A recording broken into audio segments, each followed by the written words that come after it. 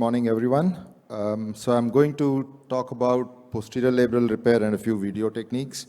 It's going to be the same thing as what Dr. IPS has already showed a beautiful demonstration.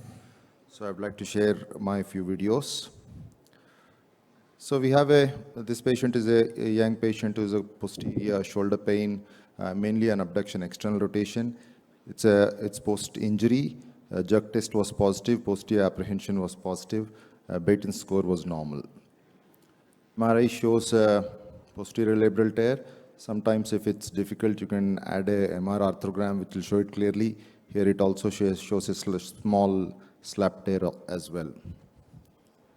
So portal I use is an anterior posterior and a posterior lateral portal. And I do all my procedures in beach chair position. So this is viewing from the posterior portal. You can clearly see a posterior labral tear.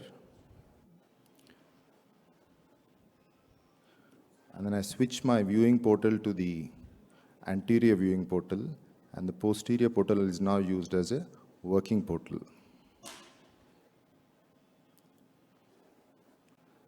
In this case, there is no labral cyst to decompress. So you follow the same procedure for biologic preparation of the bone. Starting with drilling the tunnels, depending upon the type of the tear, you might want to go very inferior as well, up to 6 o'clock position. And from here on, the procedure is pretty much same as an anterior Bankart's repair, except I don't like to use my anchors right on the face of the glenoid. I would like to go on the edge of posterior glenoid rather than on the face. And the knots are, as usual, are always on the capsular side. So we use 2 or 3 anchors depending upon the size of the tear. And again, indications are important. If it is an actual dislocation or a subluxation, which has got a little bit of laxity, then you always involve the capsule along with the labrum.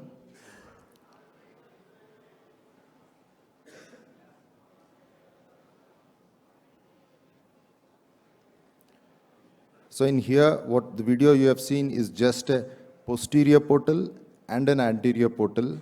In fact, with the posterior portal, you get a lot of laxity where you can change your angle so that the anchor goes at least 45 degrees angle. Now this patient, you can see a lot of labral fraying. This is because of recurrent subluxations happening posteriorly and dislocation as well. So in this scenario, you would want to elevate the labrum nicely, prepare the bone, and also shift the capsule. So again, as I said, so where there is a lot of capsular laxity and there are dislocations and subluxations, and with the Baton score, if it is increased, it is mandatory that you shift the capsule as well, reduce the redundancy.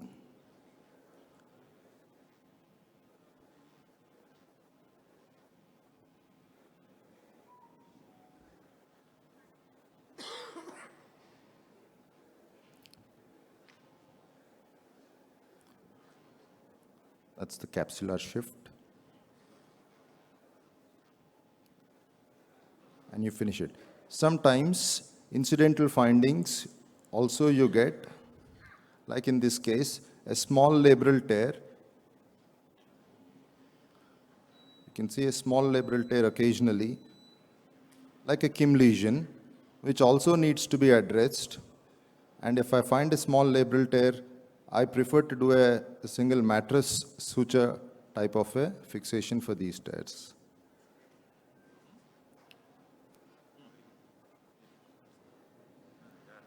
This I'm using a posterior viewing portal and a posterolateral working portal in a beach chair position.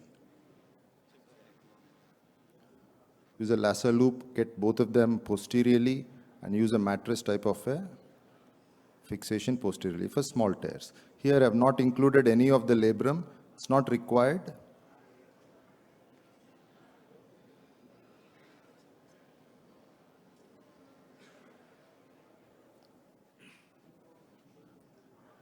and then you tie it off. My post-op protocol, I always put them in an external rotation base. It's very important for a posterior labral repair. You don't want any internal rotation to put any stress posteriorly. And then you put them on pendulum and passive range of movements and gradually increase the range of movements. Avoid sports for 3 months. Thank you.